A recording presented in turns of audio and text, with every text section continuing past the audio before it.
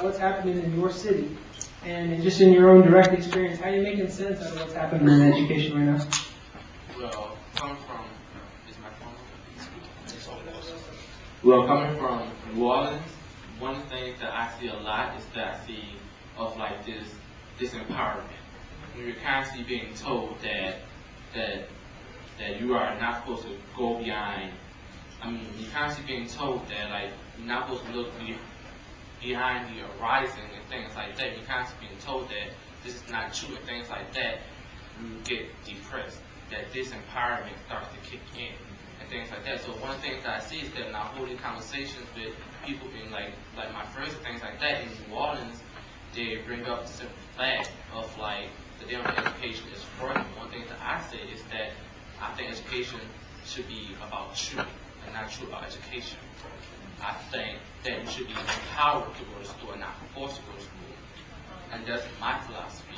And that's one thing that the only thing that made me go to school was because I liked it, math. The only thing made like and science and hanging out with my friends and things like that in the school.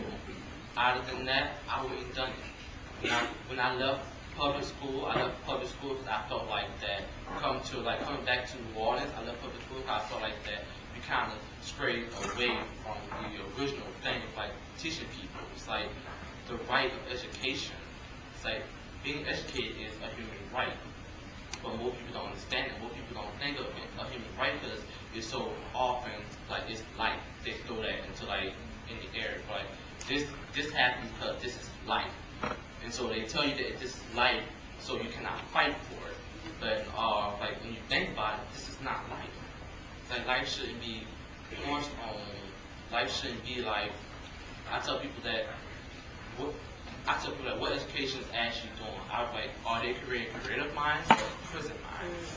Are they teaching the kids to think divergently, or are they teaching them to stand in one spot and look at the screen and just not say nothing throughout the whole class?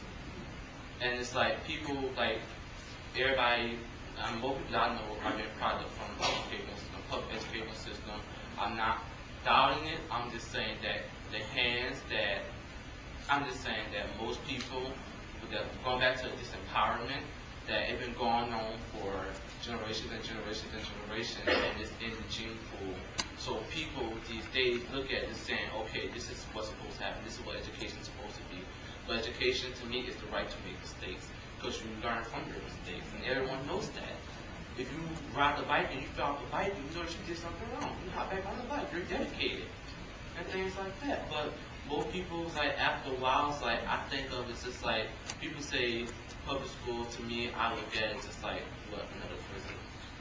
And in my eye, just speaking for me personally, it's like when I look at the school to prison pipeline and things like that, when they say kids who are not able to read by the time third grade, that's how they tell how many jails they make. And it's like that's not right. Because speaking personally, I got read I was in the fifth grade. And I'm a very smart individual, I like to think. You are. And like I talk to people every single day, and they tell me how smart I really am and things like that.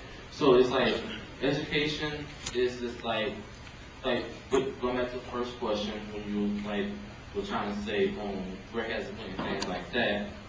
That what education is really doing, that I think that is in the process is losing more kids than what actually are finding kids. Because in New Orleans, it's like they keep talking about like charter schools, like after Hurricane Katrina has been charterized and everything goes.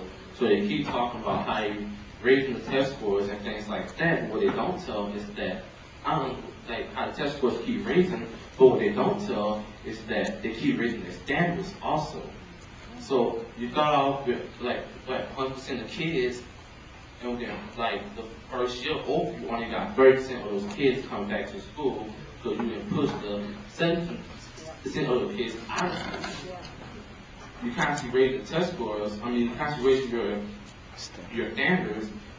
So of course you're gonna get high test scores when you constantly kick out the kids that you feel like can't do this, can't do that. But speaking from personal experience, people always tell me that I can't do this, I can't do that, and I look at them and I just feel like I done did it. Thank you, Anthony.